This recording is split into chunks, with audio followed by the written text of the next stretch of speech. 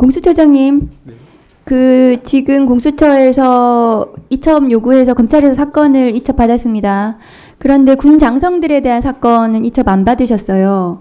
그걸 다 받으셔야 돼요. 검찰이 이 사건에서 손을 떼야 됩니다. 그런데 그렇게 이첩 조정하신 것은 매우 아쉽게 생각합니다.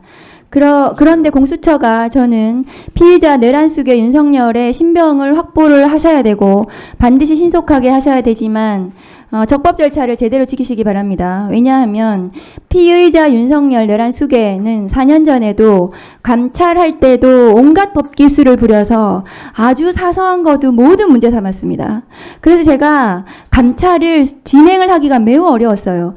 지금 그 감찰과 관련된 징계와 관련된 1심 판결, 2심 판결을 반드시 참고하시기 바랍니다. 그런 말도 안 되는 거 가지고 계속해서 문제 삼아서 재판에서도 질질 끌면서 그것이 전부 다 문제가 됐고 어쨌든 결국에는 제가 감찰이 모두 적법했다고 판단을 받았지만은 저는 그걸로 수사도 받았어요. 압수수색도 당하고. 공수처에 대해서 그렇게 하지 않으라는 법이 있습니까? 그래서 적법 절차 반드시 지키셨으면 좋겠습니다. 공수처가 지금 검찰로부터 그러면 수사 기록은 모두 받으셨나요? 지금 일부 받고 또 추가로 지금 요청하고 있는 그런 전부 다 상황입니다. 받으셔야 됩니다. 왜냐하면 검찰의 수사 기록은 피의자 윤석열 내란 수계에 대한 수사 기록입니다. 그것은 피의자 윤석열에 대한 모든 증거 기록이에요. 그 수사 기록은. 그래서 거기에 지금 검찰에서 수사 중인 사건들에 대한 원본은 놔두고 모두 사본에서 받으셔야 됩니다. 그래야지 체포영장을 청구하실 때 그것이 모두 들어가야 됩니다. 그래야 범죄사실 구성에 대해서 완결성이 있을 건데요. 그러면 공수처와 검찰은 피의자에 대한 구속기한을 20일로 지금 조정했다고 언론 보도가 나왔거든요. 그럼 그 20일은 공수처에서 신병을 수사를 하는 겁니까? 아니면 검찰이 언제 보내는 겁니까?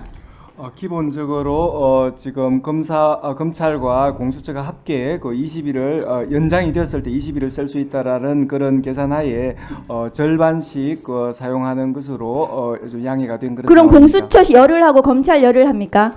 기본적으로는 그런 부분 그 정도로 얘기가 오갔습니다. 그럼 공수처가 이 사건 수사를 하면 검찰로 사건을 기소를 못하기 때문에 보내셔야 되거든요. 공수처 만일에 특검이 출범을 하게 되면 특검으로 사건을 넘기셔야 되는데 맞습니까? 네. 지금 공수처는 그런 어쨌든 물론 정무적인 판단을 하실 필요는 없겠지만 그런 타임 스케줄도 생각을 해서 사건 이 피의자에 대한 수사를 진행하시는 게 맞는 것 같습니다. 제가 보기에는. 그리고 PPT 좀 띄워주세요. 윤석열 피의자 같은 경우에는 지금 헌법재판 그 서류들도 저러고 있어요. 지금 헌재 사무처장이 나와 계시지만 저렇게 지금 13번을 거절을 하고 있고요. 다음 거 보여주세요. 지금 공수처 공수처 관련해서도 지금 전부 다 출석 거부하고 있는 건데요. 제가 보기에는 형사소송법 200조의 2 출석 요구에 불응할 우려가 있다고 보여집니다. 그러니까 출석 요구를 한 번 더 하시는 거를 검토하고 있다는 이제 언론이 나오고 있는데 아마 재고를 하실 것 같아요. 이렇게 할지 저렇게 할지 내부적으로 검토를 하시겠지만 200조의 이 영장에 의한 체포 정당한 이유 없이 윤석열 피의자는 절대로 출석 안 합니다. 100번을 불러도 안 나올 거예요. 그리고 지금 어떤 태도를 보이고 있습니까? 탄핵이 우선이다. 본인은 무슨 쇼핑합니까? 탄핵 먼저 하고 그 다음에 뭐 수사받겠다. 어느 피의자가 대한민국의 어떤 공무원이 그렇게 쇼핑할 수 있습니까? 그런 쇼핑을 할 수가 없어요. 그런데 박근혜 예를 들더라고요.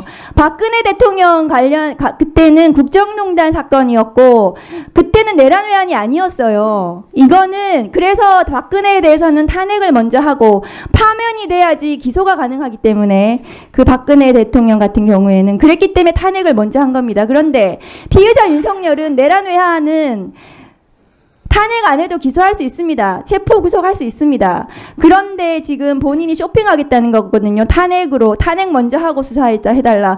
어느 국가기관이 그게 대한민국의 어떤 국가기관이 피의자가 징계 파면을 받아야 되는 공직자에 대해서 그렇게 해달라는 대로 해줄 수가 없습니다. 출석 요구에 불응할 우려가 있기 때문에 저는 체포영장을 청구해야 된다고 생각을 하고 반드시 신병을 신속하게 확보하는 것이 이 어지러운 아직도 내란이 지속되고 있는 이 상태 대한민국을 서둘러서 안정화시킬 수 있는 때라고 저는 생각을 합니다. 공수처장님께 부탁을 드립니다. 법무차관님, 네. 장관 대행이시죠? 네.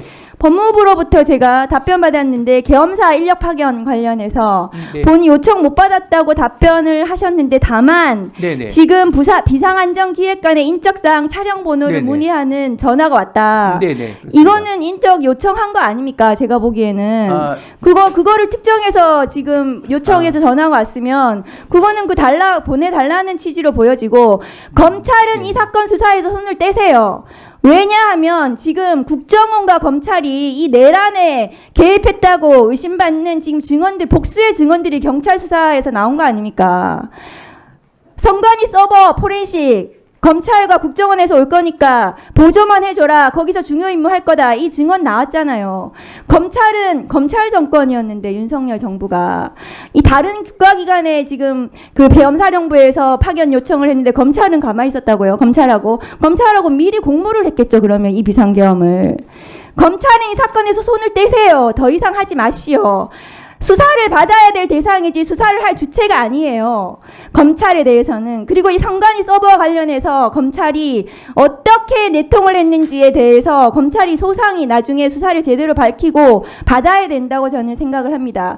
법무부 장관 대행께서 내부적으로 그렇게 법무부를 지금을 내란을 그렇게 진정을 시키셔야 됩니다. 그리고 차관께서 계엄 당일날 밤에 회의에 참석하셨죠. 네, 그렇습니다. 그 당시에 체포 대상이었던 지금 정치인들, 언론인들에 대해서 출국 금지 지시하신 적 있습니까? 아니요, 전혀 장관이 없습니다. 네, 출국 전혀 금지 없습니다. 관련해서 출입국 관련해서 얘기를 했다는데 그런 적 없습니까? 아, 당시에는 두 가지 사항을 말씀했는데 장관이 첫 번째는 수용시설 관련해서 수용자의 안전 관리가 필요하니까 교정시설의 수용자 관리를 안전하게 이루어질 수 있도록 챙겨보라는 것 한 가지. 두 번째는 출입국 관리 부분도 확실하게 해달라. 일반적인 걸 말씀하셨고 만약에 위원님이 말씀하셨다시피 출국 금지를 만약에 말씀하셨다면 뭔가 조치가 이루어졌을 법도 한데 전혀 그런 것도 없고 시도한 자료도 없습니다. 이건 객관적인 자료로 증빙이 되기 때문에 예. 전혀 없습니다. 전혀 없습니다. 네, 없습니다.